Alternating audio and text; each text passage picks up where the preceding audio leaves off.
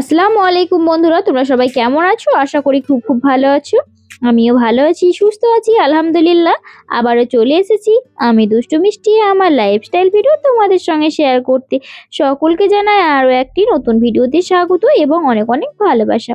আশা করছি আজকের ভিডিওটা তোমাদের খুব ভালো লাগবে, পুরোটা সঙ্গে জুড়ে থাকো। আরব সাগরের নীল জলের বুকে দাঁড়িয়ে থাকা এক আশ্চর্য স্থাপনা, যেন সমুদ্র আকাশের মাঝে বিশ্বাসের একটি সেতু।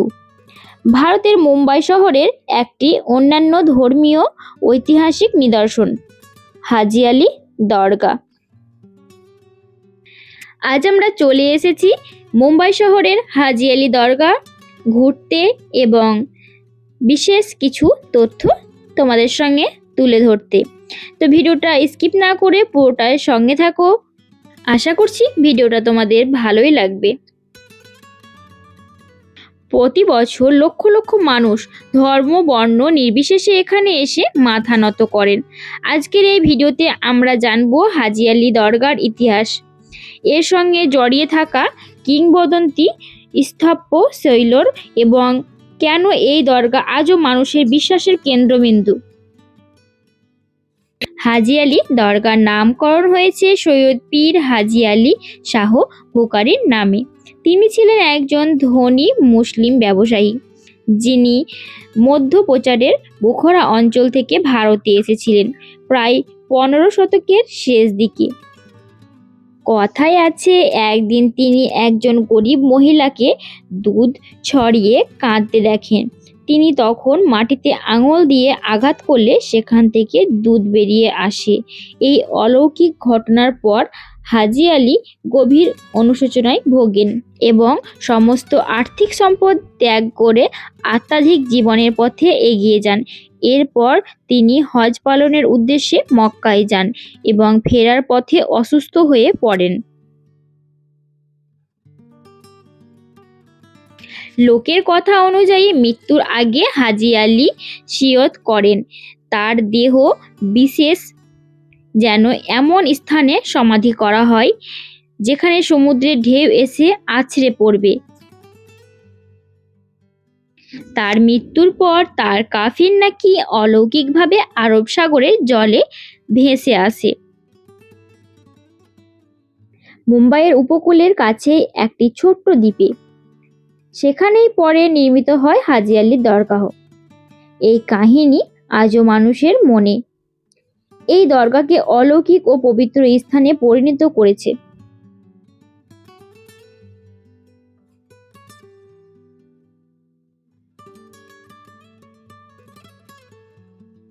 হাজি আলি দরগা অবস্থিত মুম্বাইয়ের ওয়ারলি উপকূলে থেকে প্রায় 500 মিটার দূরে একটি ক্ষুদ্র দ্বীপের উপর। দরগাহের সবচেয়ে বড় আকর্ষণীয় হলো একটি সরু রাস্তা, যা শুধুমাত্র জোয়ার ভাটার সময়েই দেখা যায়। জোয়ারের সময় এই রাস্তা সম্পূর্ণ জলের নিচে চলে যায়।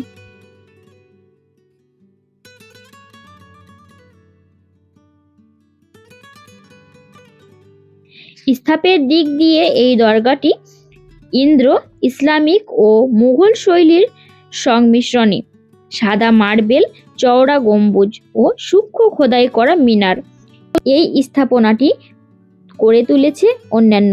ভিতরের দেওয়ালে রয়েছে কোরআনের আয়াত ও ইসলামিক ক্যালিগ্রাফি।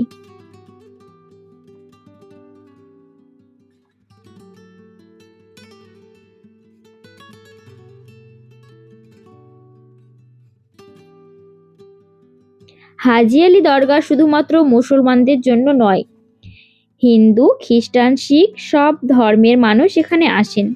বিশ্বাস করা হয় খাঁটি মন থেকে প্রার্থনা করলে এখানে মান্যত পূরণ হয়। বিশেষ করে অসুস্থতা থেকে আরোগ্য, চাকরি ও ব্যবসায় সাফল্য, পারিবারিক সমস্যার সমাধান এই দরগার সঙ্গে জড়িয়ে আছে। প্রতি শুক্রবার ও ঈদ উপলক্ষে এখানে ভক্তদের ঢল নামে।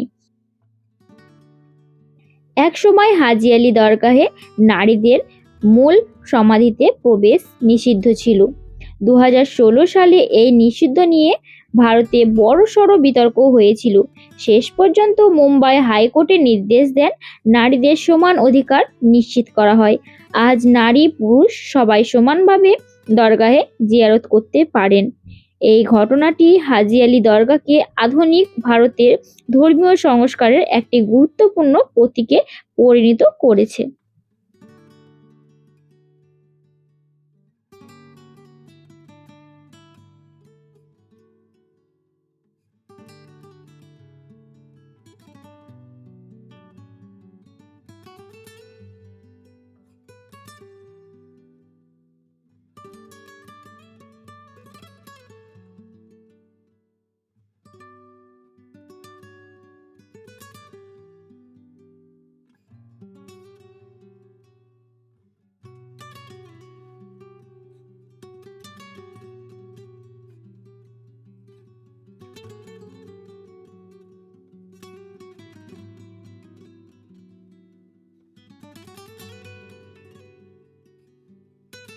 সমুদ্রের মাঝে অবস্থানের কারণে দরগাটি বহুবার ঝড়ে ও জলের উচ্ছ্বাসের শিকার হয়েছে।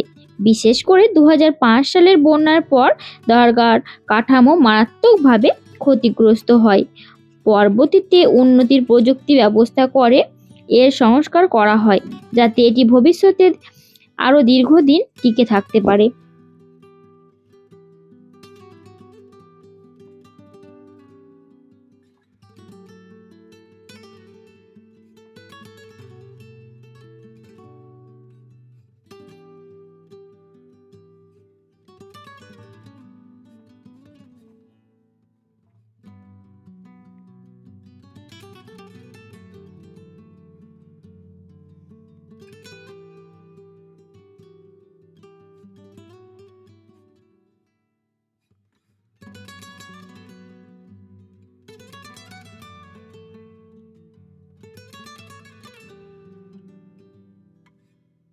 অনেক মানুষ এখানে এসে শান্তি পায়। অনেক মানুষ সকালে আসে এবং রাত্রির সময় বাড়ি ফিরে যায়। এখানে তাদের মন শান্তি করে যায়।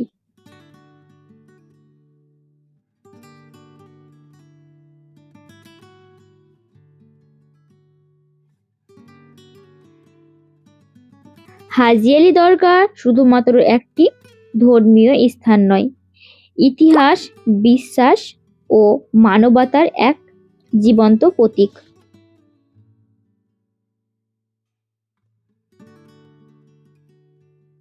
আরব সাগরের ঢেউয়ের মাঝে দাঁড়িয়ে থাকা এই দরগা আমাদের মনে করিয়ে দেয়, বিশ্বাসের শক্তি কখনোই ডুবে যায় না।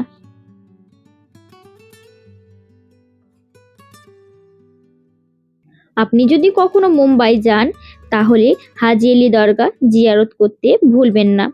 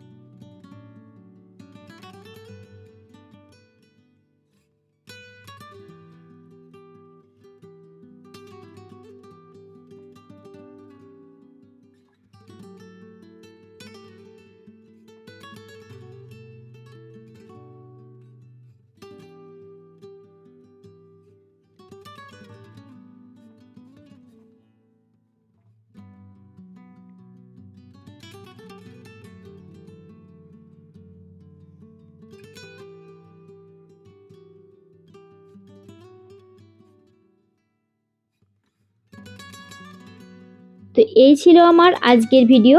যদি ভিডিওটা ভালো লাগে তাহলে অবশ্যই একটি লাইক করে দেবেন এবং কমেন্ট করে আপনাদের মতামত জানাতে ভুলবেন না, এবং একটি শেয়ার করে অন্যকে দেখার সুযোগ করে দেবেন।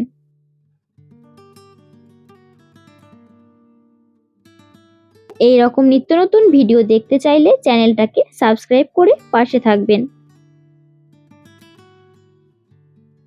ভিডিওর কোথাও কোনো অংশে কোনো ভুল ত্রুটি হয়ে থাকলে সকলে ক্ষমা সুন্দর দৃষ্টিতে দেখবেন।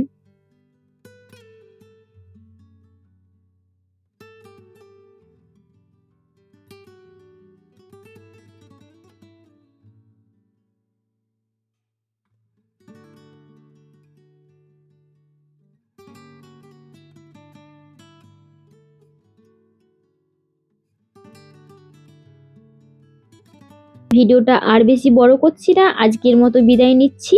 আমি দুষ্টু মিষ্টি। দেখা হচ্ছে পরবর্তী একটি ভিডিওতে। ততক্ষণের জন্য সবাই ভালো থাকবেন, সুস্থ থাকবেন, আর আমার জন্য বেশি বেশি করে দোয়া করবেন। আসসালামু আলাইকুম। আল্লাহ হাফিজ। ফি আমিনিল্লাহ।